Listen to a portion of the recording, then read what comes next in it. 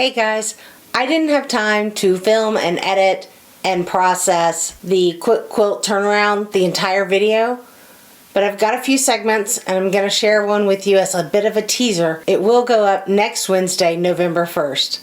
I appreciate your patience and I hope you enjoy this little tidbit about a quick turnaround, easy to make quilt. Thanks again and I'll see you next time. My most recent quick turnaround quilt is the Fat Quarter 4-patch quilt.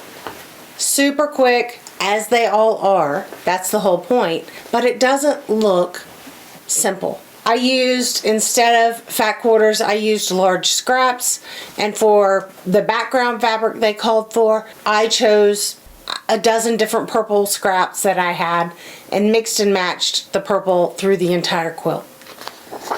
Now my fancy sliding quilt display.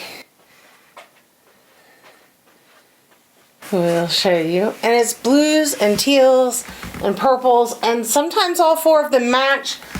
Sometimes they don't, and that's okay. That's what makes it fun to look at. Plus, you know, the hot, sexy men and behind the quilt. My sister-in-law loves it. It took me a week to make.